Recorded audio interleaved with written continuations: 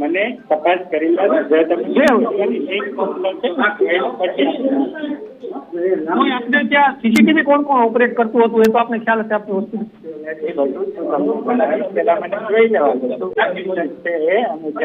આ ઘટનાને કઈ રીતના જોશો આપણા હોસ્પિટલની હોય તો આ ખૂબ જ ગંભીર બાબત કહી શકાય કે પ્રાઇવેસી આ રીતના લીક કરવી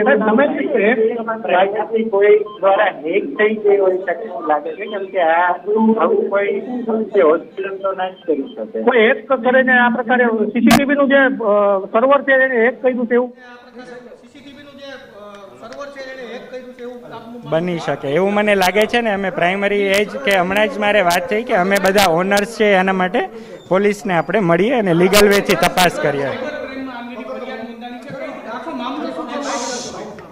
મારી જાણમાં નથી. મારી પાસે અત્યારે એબીવીમાંથી કોઈ ભાઈ આવ્યા એને મને વિડીયો બતાવ્યો ત્યારે મને ખબર પડી કે આવી કોઈ વસ્તુ બની છે. આની પહેલાં મને કાંઈ ખ્યાલ નથી.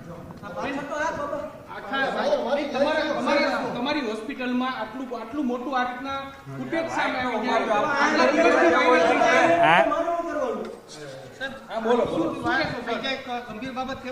હા પણ એ મારા સિવાય પણ કોઈ હોઈ શકે કોઈ કેમ કે કોઈ આમાં કોઈને હેકિંગ કરેલું હોય એવું લાગે છે મને.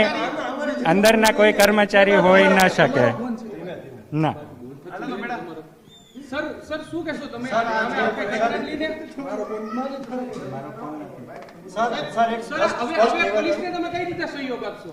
પોલીસને આપીશું. અમને કોઈ વાંધો નથી. પોલીસને મારા સ્ટાફ મેં કીધું કે એમ આ વિડીયો મને કોઈ આપના તરફથી મીડિયા બ્રધર આવ્યા એમને મને બતાવ્યો એના ઉપરથી મને ધ્યાનમાં આવ્યું છે એટલે મને જ જોવા દો કે શું છે. એ હોસ્પિટલના જ લાગે છે એટલે જોઈ લઈએ આપણે. હોસ્પિટલના અંદરના જ સીસીટીવી હોય એવું લાગે છે. આપણે જોઈ લઈએ. મને વિડીયોઝ અને પેલા જે તમારી ન્યૂઝ છે એ ફીડ જોવા તો દો તો મને ખબર પડશે. હું જોઈ લઈશ. મહિલાઓના વિડીયો વાયરલ થયા છે. ગુજરાત માટે શર્મસાર ઘટના કહેવાય ખાસ તો તબીબી આલમમાં કોઈ પણ હું એ જ કહેવા માંગુ છું કે કોઈ પણ માટે આ શર્મજનક ઘટના જ છે પણ આ વસ્તુ ક્યાંથી થઈ છે આપણે ત્યાં એના મૂળ સુધી જવાનો પ્રયત્ન કરીએ. સાહેબ ડોક્ટરને ભગવાન લોકો માને છે ને આ પ્રકારની વાત આવે તો અને એટલા માટે આ વસ્તુ બહુ વધારે ક્રિટિકલ છે.